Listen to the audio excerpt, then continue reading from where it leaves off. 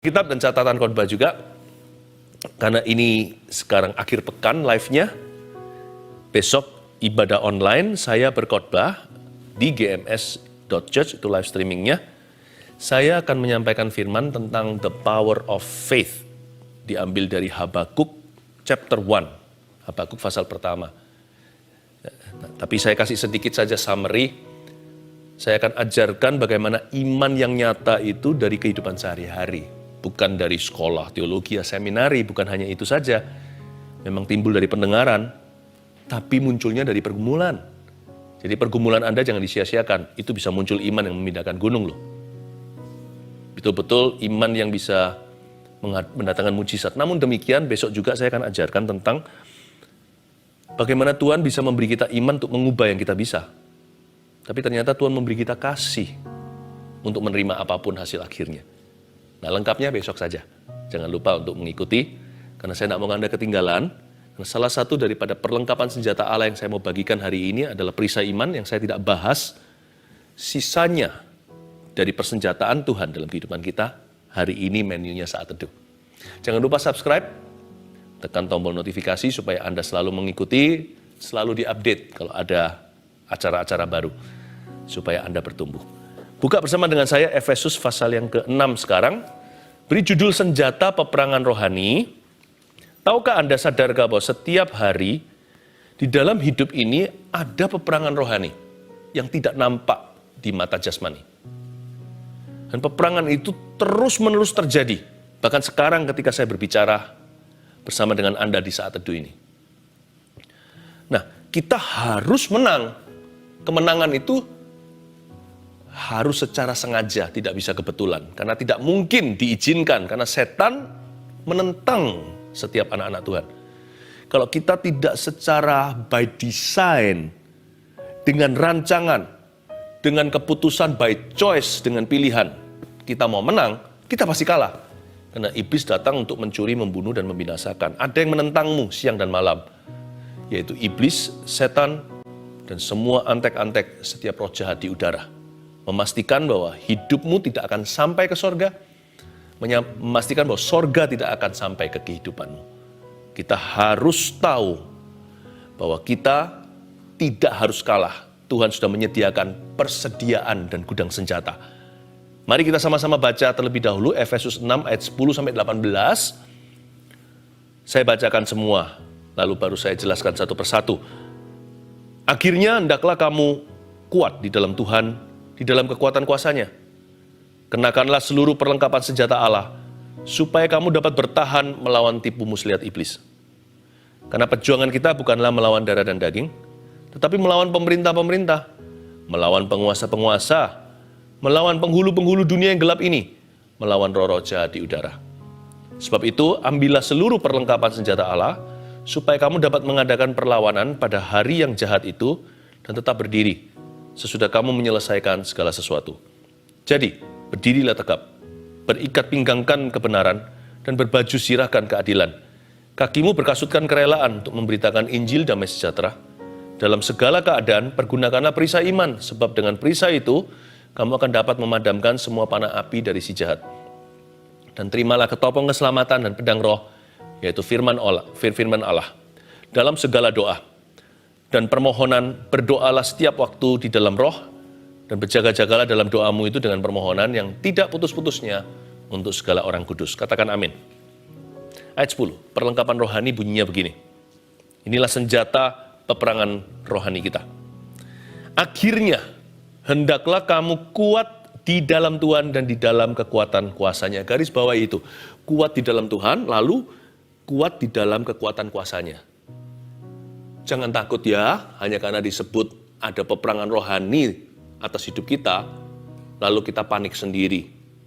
Apalagi orang yang takut dalam gelap sendirian. Jangan takut, yang menyertai kita itu lebih besar daripada yang menyertai mereka. Untungnya mata kita ini nggak dibuka untuk melihat alam roh. Kalau dilihat kita mungkin nggak ready. Atau kita mendengar sesuatu. Percayakan aja sama Tuhan Yesus, Dia yang Maha Tahu. Tapi andai kata mata kita dicelikkan, kita bisa melihat di alam roh itu berdarah-darah untuk kita. Supaya kita damai sejahtera. Tapi kita juga ada ambil peran di dalamnya. Karena Tuhan tidak mau kita pengangguran. Karena kita ini anak, Tuhan mau melibatkan kita di dalam kemenangan dan pekerjaannya.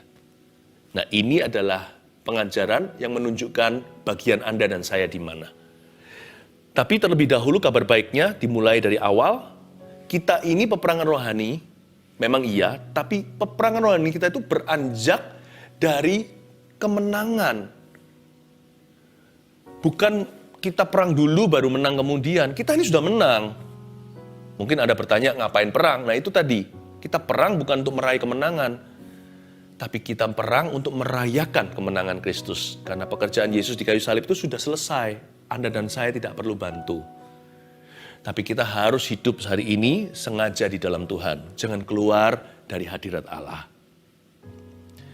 Kita itu beranjak dari kekuatan peperangan kita.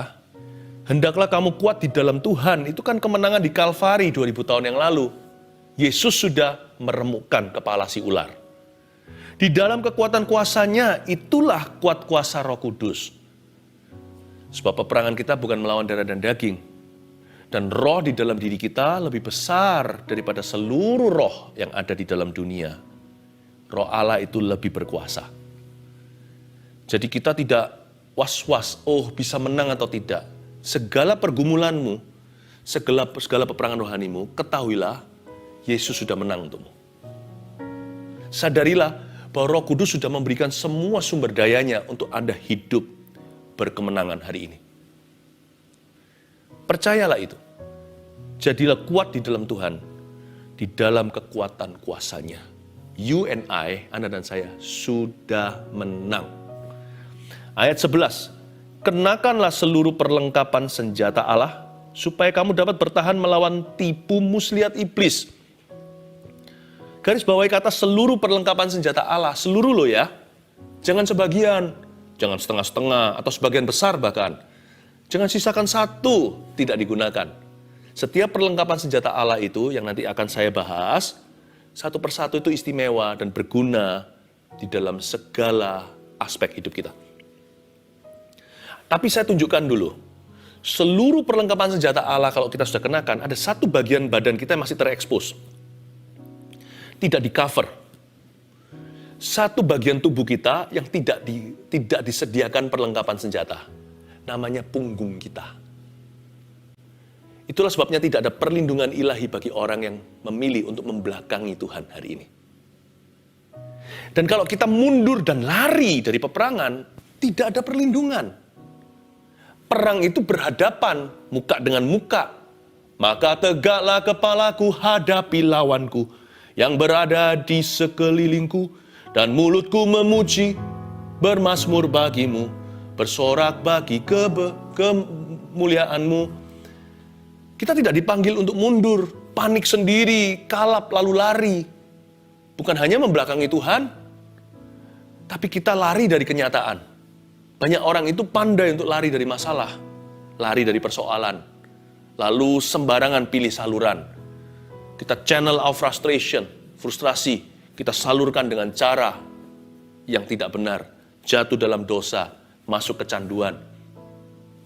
Jangan. Semua badan kita ini diberi Tuhan senjata atau dipersenjatai, kecuali belakang kita, karena Tuhan tidak berkehendak kita lari dari problema. Tapi kita harus hadapi. Dan senjata mutakhir iblis itu namanya tipu muslihat. Tipu itu dusta. Dia bisa meracuni pikiran kita dengan dusta yang melumpuhkan kita. Andai kata kita tahu kebenaran, kan kita pasti menang dalam segala pergumulan. Nggak tentu kemenangan itu berupa segala sesuatu yang kita inginkan diberikan. Kadang-kadang untuk meraih kemenangan, untuk merasakan kemenangan yang Yesus telah beli di kayu salib itu butuh proses dalam hidup ini.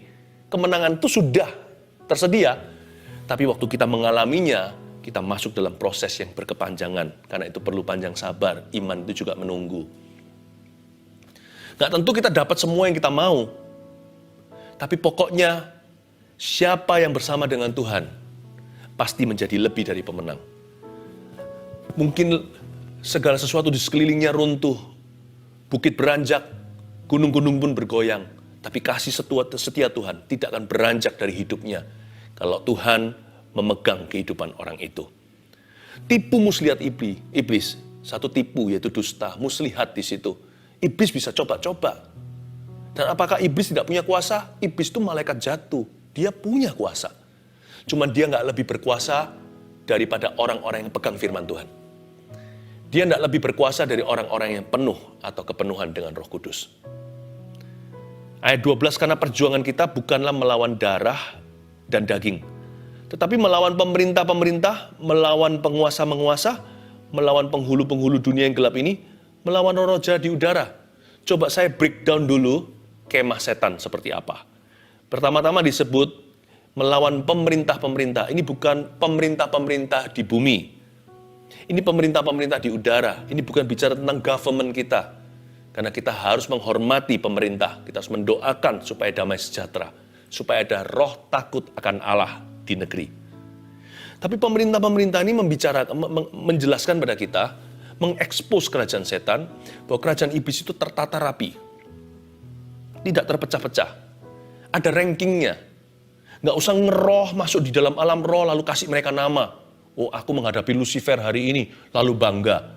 Nggak usahlah. Iblis dan setan semuanya itu pokoknya. Mereka itu adalah musuh Tuhan, musuh kebenaran. Mereka adalah musuh terang. Tetapi Tuhan lewat ayat ini menjelaskan kepada kita bahwa iblis itu tidak pernah iseng. Dia secara sengaja menentang kehidupan orang percaya. Dia mau mencuri, membunuh, membinasakan. Dia menyusun dengan rapi agar hidup orang yang lengah tidak waspada atau berjaga-jaga. Orang itu akan dibuat jatuh kalau tidak kini, sekarang ini, ya nanti ketika dia sudah diberkati. Atau setelah dipakai oleh Tuhan. Karena itu kita nggak boleh berkata begini, Kristus sudah menang kan, jadi sekarang aku bisa hidup seenaknya. Toh masuk sorga. Waktu kita bertobat, hingga waktu kita nanti meninggal dunia atau Tuhan datang kembali, kan masih ada kehidupan sekarang ini. Dan masih ada rencana Allah. Kita harus belajar melakukan kehendaknya. Jangan lengah, jangan di tengah-tengahnya, kita dicuri mati-matian. Kita diporak-porandakan, dibunuh, dibinasakan. Jangan main-main, itulah sebabnya jangan jadi orang Kristen yang suam-suam kuku. Jangan bolong-bolong sama Tuhan. Saya kalau saat teduh, baca Alkitab, sembahyang, doa sendirian, atau waktu bersama dengan teman, bukan supaya masuk sorga, tapi supaya saya jangan jauh dari Tuhan. Saya tidak mau memberikan kesempatan untuk iblis menumpukan kaki. Kalau dia bisa masuk kakinya, sebentar lagi seluruh tubuhnya.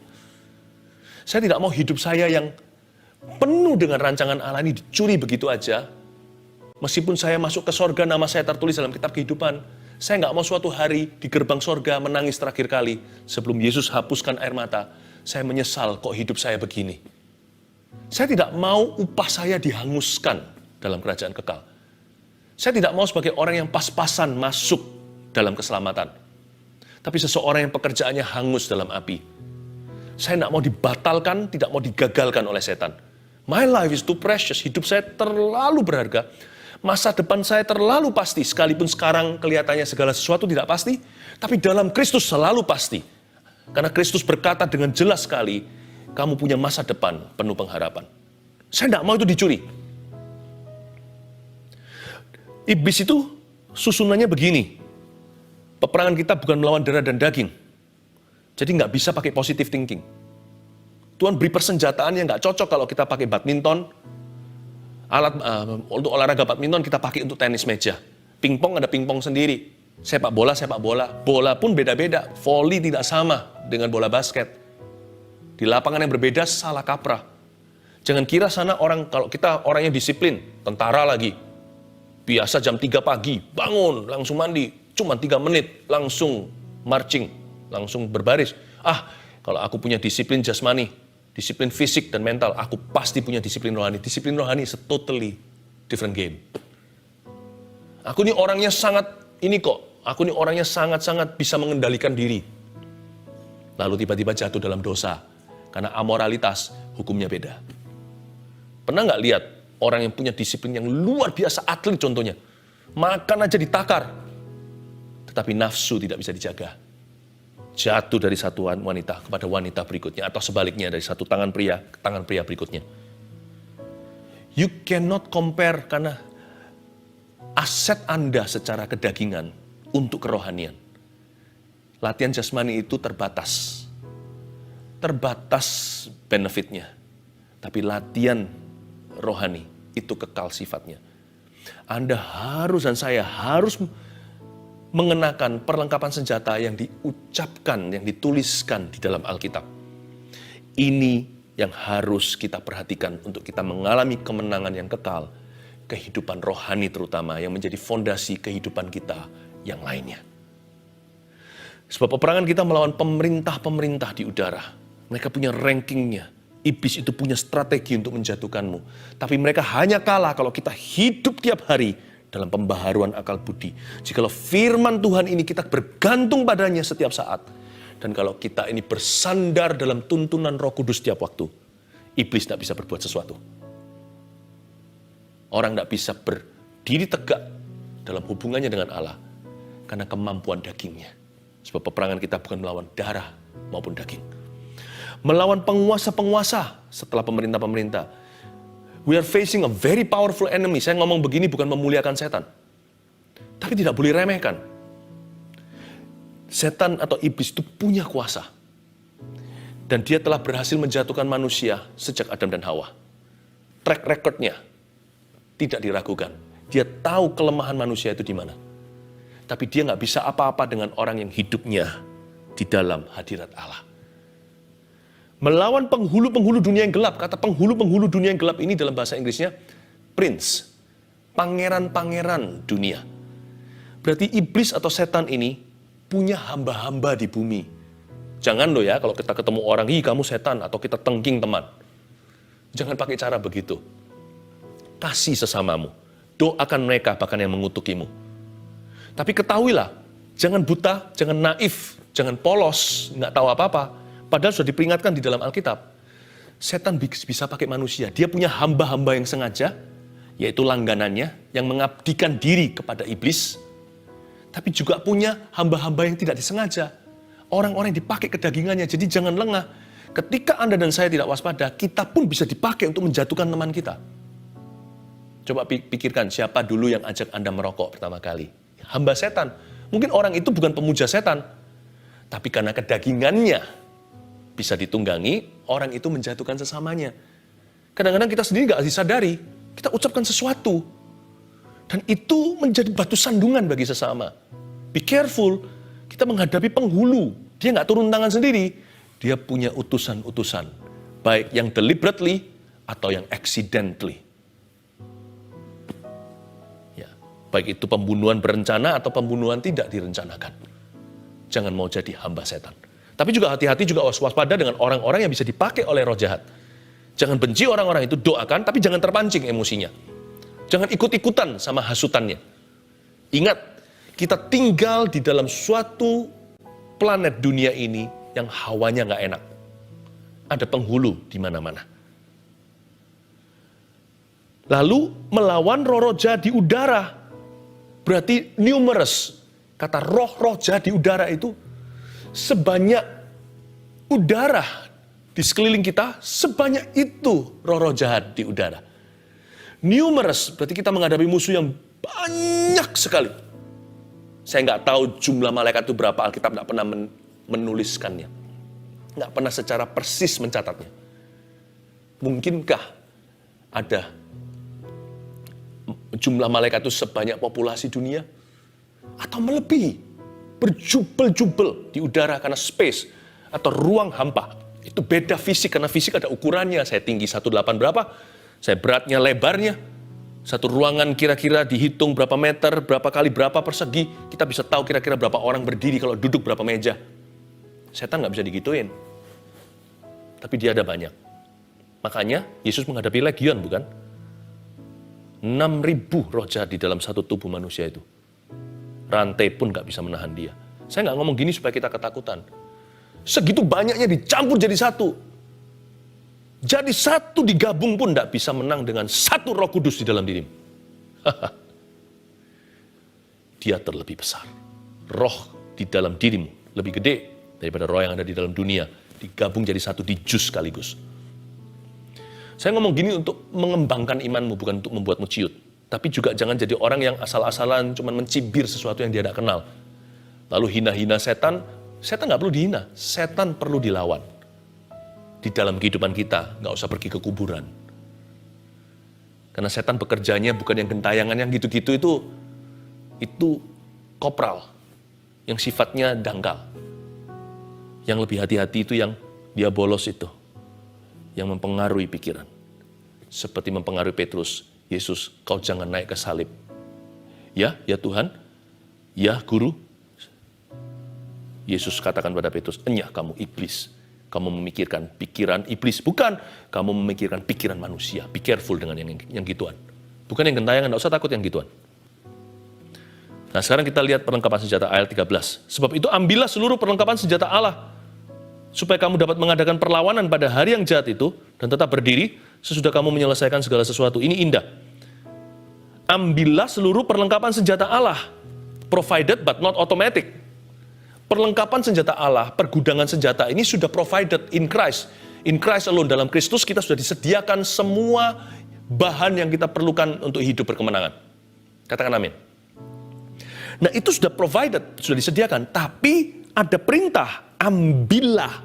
Itu perlu tangan untuk meraihnya, kaki untuk melangkah dan berkata, gua ambil ini untuk diriku. Ambillah itu adalah langkah iman. Adalah tindakan yang aktif. Active tense. Provided but not automatic. Kenapa orang Kristen, anak Tuhan yang sudah sekian lama hidup pun bersama dengan hidup dalam imannya, tetap hidup dalam kekalahan. Kalah bertubi-tubi, kalah melulu. Mengapa? Dan kalah sana sini. Karena imannya pasif, iman tanpa perbuatan adalah mati. Sedangkan Tuhan perintahkan, ambillah. Ambillah. Ingat ya, bahwa kemenanganmu itu sudah dibeli. Tapi tidak otomatis Anda alami. Kalau Anda dan saya tidak belajar jalan dalam ketaatan dengan Tuhan Yesus. Gunakan imanmu. Untuk mengadakan perlawanan dan tetap berdiri. Stand up. Stand up against the devil. Jangan diam aja pasrah. Udah terserahlah mau apa. Lalu kita salahkan Tuhan. Akhirnya kita kecewa dengan yang Maha Kuasa. Padahal yang berbuat itu setan. Tuhan tidak memberikan semua perkara-perkara itu. Bukan Tuhan yang suruh ada satu figur yang mengecewakanmu untuk melecehkanmu waktu Anda kecil. Pelecehan seksual contohnya. Tuhan tidak suruh dia. Bukan Tuhan yang mencuri hartamu atau kesehatanmu. Bukan Tuhan, Tuhan memberi sesuatu yang buruk supaya Anda belajar rendah hati. Tuhan nggak begitu. Apa susahnya saya sebagai ayah ajari anak saya untuk rendah hati tanpa saya harus pukuli dia? Tuhan nggak pakai cara demikian. Makanya itu dikatakan di sini, mengadakan perlawanan. Penting sekali kita kenakan perlengkapan senjata Allah supaya kita mengadakan perlawanan. Jangan diam saja. Lawanlah dia dengan iman yang teguh. Stand your ground. Stand up for your territory. Ya. Pertahankan teritorimu. Apa yang merupakan tanah perjanjianmu dari Tuhan. Saya tidak ajari orang untuk berantem secara fisik. Karena peperangan kita bukan melawan darah dan daging. Saya ajari kita untuk perang secara rohani. Bukan saya, tapi Kristus yang ajarkan. Are you ready sekarang masuk ke dalam susunan persenjataan? Jadi, berdirilah tegap ayat 14. Semoga sekarang sudah tegap semua berdirinya. Oh, saya ngerti sekarang. Dari sejak ayat pertama tadi dibaca oleh Pastor Philip ayat 10, saya jadi paham statusku. Saya mengerti hak-hakku sekarang di hadapan Kristus. Puji Tuhan. Jadi berdirilah tegap. Nah, yang nomor 1, berikat pinggangkan kebenaran. Belt of truth. Sabuknya itu adalah kebenaran. Tulis itu artinya apa? Itu artinya tulus dan jujur. Tidak heran itu adalah senjata pertama yang diperkenalkan. Kenapa kok bukan pedang ya? Kan keren, pedang roh langsung. Atau paling tidak perisai gitu, seperti tentara Romawi dulu. Atau apa, atau mungkin yang sepatunya lah. Sepatunya yang mutakhir atau gimana. Kenapa yang pertama kok sabuknya? Coba ambil sabuk itu, semua perlengkapan yang lain ikut melorot, ikut runtuh. Tidak ada yang mengikat, karena sabuk itu yang mengikat semuanya di tubuh. Karena baju sirah itu kan semuanya bertumbuh pada sabuknya. Celananya juga, sampai sepatu bukan? Tanpa kejujuran, tidak ada senjata yang lain yang bisa ampuh dalam hidupmu. Makanya saya ajarkan pada anak-anak saya begini. Segala kesalahan kalian, selama kalian datang untuk belajar, datang ke papa, ke daddy, bukan hanya mami daddy akan bisa ampuni, pulihkan, doakan. Kami akan mungkin bisa marahi kalau perlu, tetapi tidak akan pernah membenci. Tapi satu hal ini yang membuat semuanya percuma. Kalau kalian berdusta atau berbohong atau menipu mama papamu sendiri. Dosa dusta berbohong itu bukan dosa terbesar. Bukan memang. Tetapi kenapa Tuhan dan Alkitab menyebut iblis dengan gelar bapak segala dusta? Kok bukan bapak segala zina? Kok bukan bapak segala pembunuhan? Kok bukan bapak segala penyembahan berhala? Kenapa bapak dusta? The father of lies. Because when you lie, waktu kita berbohong atau berdusta, kalau seseorang bohong sama saya sudah nggak tahu saya bicara sama siapa. Saya sudah nggak kenal orang itu. Who are you? Dan dia ngomong apapun juga kalau itu dusta. Bahkan ketika dia berkata, aku jujur loh, itu pun bohong. Bahkan kalau dia berkata, aku bohong, ternyata itu juga bohong. Jadi jujurnya apa? Bohongnya mana? Saya nggak jelas. Saya nggak kenal orang itu. Dan kalau kita terbiasa dengan berbohong melulu, nggak tulus dan nggak jujur lagi jadi orang, kita sendiri nggak tahu kita siapa.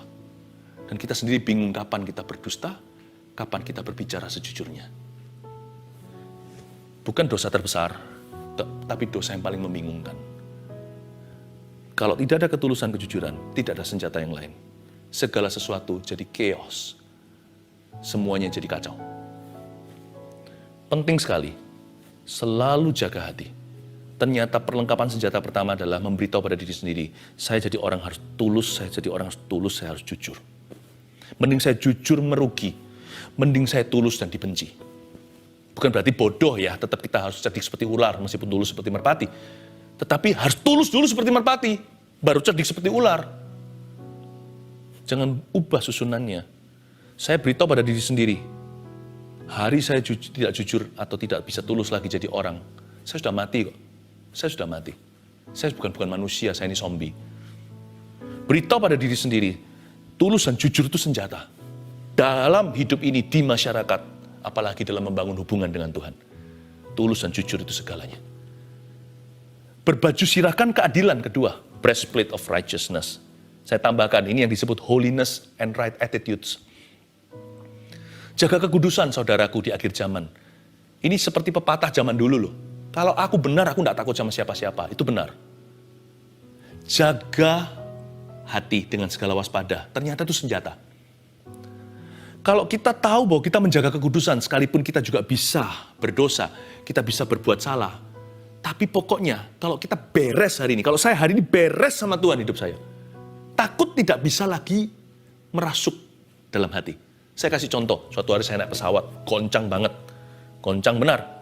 Ya, pramugari mulai takut, silahkan mulai panik. Tapi kalau pramugari nggak apa-apa, tenang aja, nggak usah ketakutan. Nah, saya lihat waktu itu mulai ketakutan. Orang di sebelah saya baru kenal hari itu. Ya, dalam satu pesawat ngobrol-ngobrol, dia ketakutan sekali. Nah, tahu saya anak Tuhan juga, dia bilang, wah kenapa kamu nggak takut? Saya bilang, kata, saya orang berdosa saya tahu, tapi kalau saya hari ini ketemu Tuhan, saya ready kok. Saya sudah berusaha menjaga nurani saya. Saya jaga my attitude, sikap hati saya. Saya bukan berarti saya jadi orang sempurna, tidak pernah buat salah, enggak sih. Tapi saya tidak menyembunyikan sesuatu seperti Adam dan Hawa ketika dengar suara Allah. Adam, Adam, di mana dirimu? Lari di belakang pohon mana? Ketakutan karena dia sadar dia telanjang. Saya tidak menyadari ketelanjangan saya. Saya berkata saya tidak hidup dalam suatu nurani yang malu. Baju sirah keadilan itu memberi kita berani dan damai sejahtera apapun yang kita lakukan. Kayaknya planning kita itu lebih gampang gitu loh. Kita bikin, kita buat, kita pastikan kalau hati kita tuh tenang. Kenapa ada orang tertentu buat apa aja nggak berhasil? Karena hatinya tertuduh. Baju sirah keadilan. Itu bukan keadilan saja, kata keadilan sana itu righteousness. The breastplate of righteousness. Jaga hati ya. Ternyata nggak sia-sia loh jaga hati. Sekalipun lihat, kok enak ya orang itu orang jahat tapi kok hidupnya enak. Dia enak sementara. Tapi waktu dalam krisis kehidupan, percayalah, apalagi kalau mau mati. Baju sirah keadilan. Anda kalau punya, Anda akan berkata pada dirimu sendiri, oh Tuhan terima kasih. Terima kasih. Itu harus nempel di kita sampai di ranjang kematian kita suatu hari jikalau kita matinya begitu. Bahwa Lord, I'm ready. Kakimu berkasutkan kerelaan untuk memberitakan Injil damai sejahtera. Ini sepatu.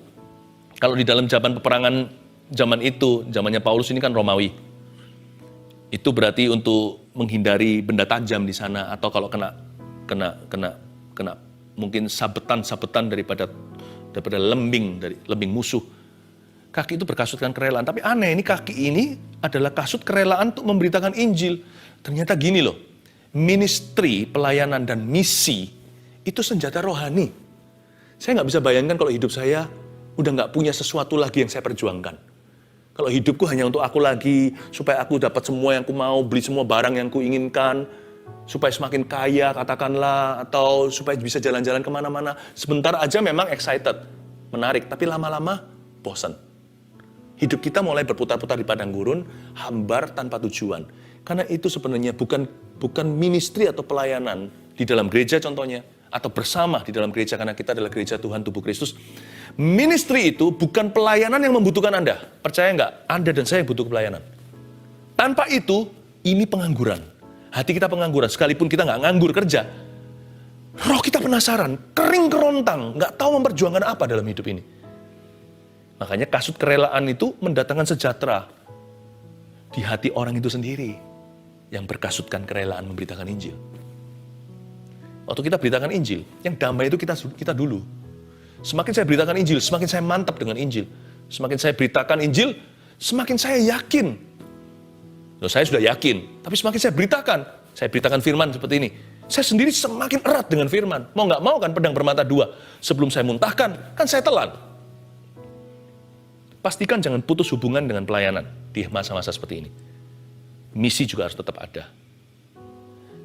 Dalam segala sesuatu pergunakanlah perisai iman, ayat 16. Ini paling excited. Saya senang karena ini di masa seperti ini perisai iman mungkin highlight-nya ya. Sebab dengan perisai itu kamu dapat memadamkan semua panah api dari si jahat. Tulis cepat, perisai iman itu apa? Tulis ini. Live streaming besok. GMS.Church. Saya nggak bagikan di sini. Saya juga sih judul The Power of Faith, kuasa iman. Saya nggak bahas di sini ya, maklumkan. Saya bahas nanti di khotbah itu. The Power of Faith, Habakuk chapter 1 ya. Kita lompat dulu aja. Dengan perisai ini, iman ini kamu dapat memadamkan semua panah api dari si jahat, ayat 16, sekarang ayat 17, dan terimalah ketopong keselamatan dan pedang roh, yaitu firman Allah. Ketopong keselamatan ini, the thoughts of hope, atau pikiran-pikiran harapan. Pikirkan pengharapan-pengharapan. Kalau kita mulai pengangguran di sini ya, ketopong keselamatan, saya itu suka sekali tuliskan kalau saya sudah mulai tipis harapan, atau sesuatu yang I can look forward to, atau sesuatu yang saya bisa dambakan di depan. Saya akan tulis 1, 2, 3. Easy points. Buat poin-poin yang sederhana. 1, 2, 3. Oke, minggu depan, bulan depan, 3 bulan. Saya punya harapan apa? Saya catat. Dan itu membantu saya punya ketopong. Karena medan peperangan kita itu di otak kita, di kepala.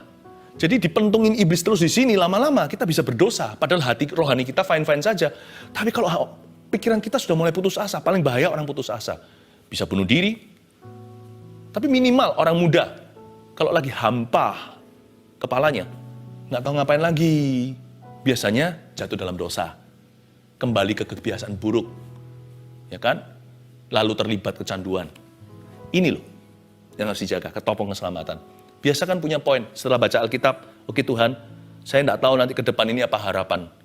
Bisnis saya lagi kandas atau apa. Kalau bisnisnya kandas, mungkin harapan Anda bukan bisnis, tapi tulis, aku punya harapan yang jangka panjang. Nanti suatu hari, anakku yang sukses. Aku tidak boleh putus asa di kilometer ini. Tulis yang jangka panjang. Saya harus ajarkan gagal berhasilnya papanya kepada anak-anak kami. Saya mau mereka jadi orang sukses. Saya akan doakan. Jangka menengah apa? Saya mau bangun bisnis ini kembali. Atau bangun bisnis yang baru contohnya. Jangka pendek apa? Nanti hari Rabu depan ini ada saat teduh. Saya mau dengar suara Tuhan. Ku ingin mendengar suara Tuhanku, Gembalaku. Apa yang hendak Ia katakan padaku? Aku mau berdiri di menara-menaraku. Ada looking forward, short term, mid term, long term. Ketopong keselamatan. Lalu pedang roh yaitu firman Allah. Biasakan to memorize scriptures atau ini namanya scripture memory atau menghafalkan ayat-ayat Alkitab daripada berdebat. Kalau dicoba itu, quote Alkitab aja itu banyak meredakan. Saya ajari kepada banyak anak muda termasuk orang-orang tua. Kalau kita sedang bergumul dengan suatu pemikiran, ucapkan quote satu ayat Alkitab yang mudah-mudah untuk diingat, terutama yang relevan buat Anda. Anda sebutkan ada tertulis, lalu sebutkan berhenti perdebatan. Setan gak bisa mendebat Anda lebih. Tapi kalau Anda lawan dengan pikiran Anda, setan bisa bulet tuh pikiranmu. Pedang roh. Sudah ayat terakhir ya.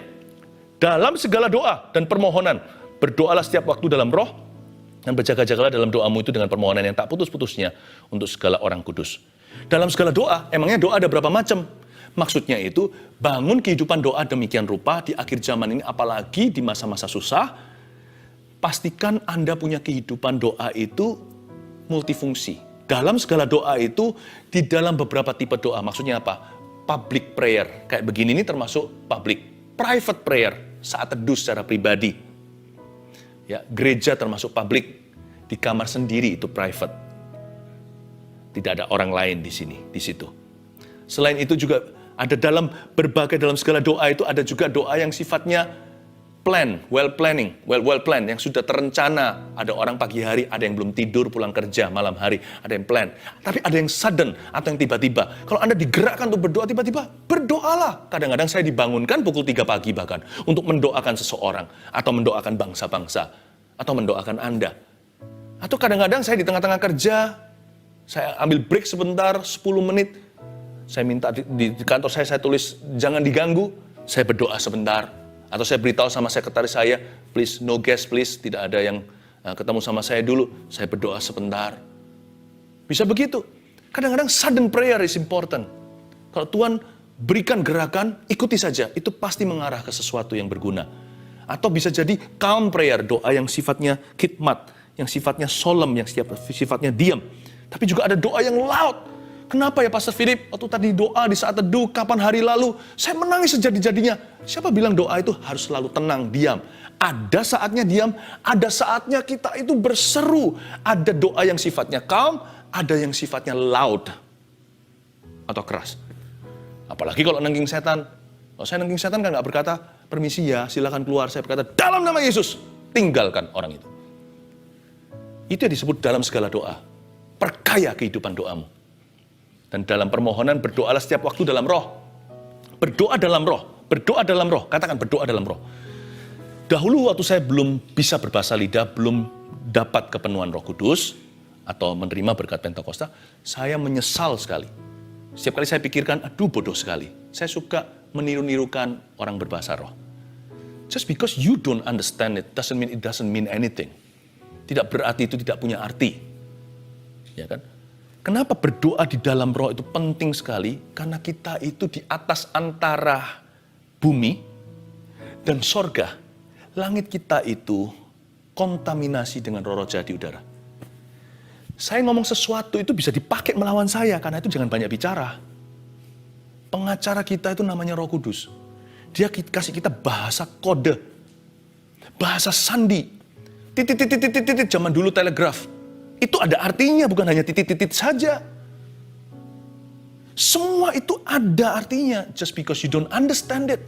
Jangan sampai kita berhalakan yang namanya otak kita saja. Karena menyembah Tuhan itu bukan hanya dengan akal budi, tapi dengan roh juga. Jangan berdoa dengan roh saja, dengan akal budi juga tentunya. Tapi kedua-duanya perlu. Dan ketika kita berbahasa roh, kita sedang menembus awan-awan kontaminasi ini, langit-langit ini, langsung kepada Bapa yang mengerti apa yang roh doakan melalui jiwa dan roh kita. Itu karunia. Kalau belum punya, minta. Kalau yang miliki, jangan merasa lebih rohani dari orang lain. Kalau yang belum bisa, jangan hakimi mereka yang sudah merasakan gunanya. Saling mendukunglah supaya semua maju, ya kan?